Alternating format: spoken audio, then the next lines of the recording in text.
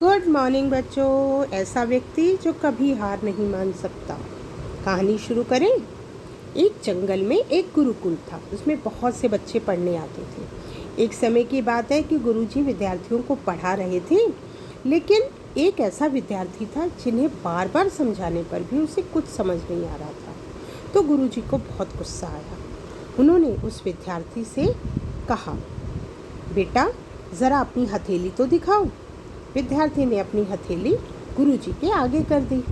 हथेली देखकर गुरुजी बोले, बेटा तुम अपने घर चले जाओ, अपना समय व्यर्थ मत करो, क्योंकि तुम्हारे भाग्य में विद्या नहीं है। विद्यार्थी ने कहा, क्यों गुरुजी? गुरुजी ने कहा, तुम्हारे हाथ में तो विद्या की रेखा ही नहीं है। गुरुजी ने उस विद्यार्थी को एक दूसरे विद्यार्थी की हथेली दिखाते हुए ये बात बोली और कहा कि इसे कहते हैं विद्या की रेखा, जो तुम्हारे हाथ में नहीं है, इसलिए अपना समय नष्ट मत करो।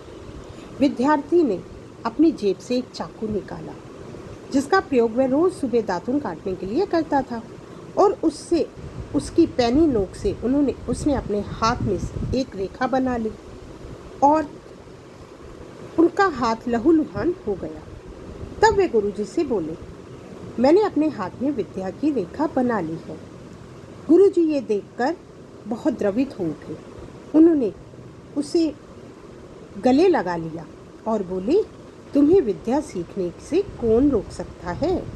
दृढ़ निश्चय व परिश्रम हाथ की रेखाओं को भी बदल सकता है। बच्चों, क्या आप जानते हैं कि वह विद्यार्थी कौन था? वह विद्यार्थी आगे चलकर महर्षि पाणिनि के नाम से प्रसिद्ध हुआ, जिसने सुप्रसिद्ध व्याकरण, संस्कृत व्याकरण अष्टाध्यायी की रचना की। आज 2700 वर्षों बाद भी विश्व की किसी भी भाषा में ऐसी उत्कृष्ट व पूर्ण व्याकरण का ग्रंथ अब तक नहीं बना।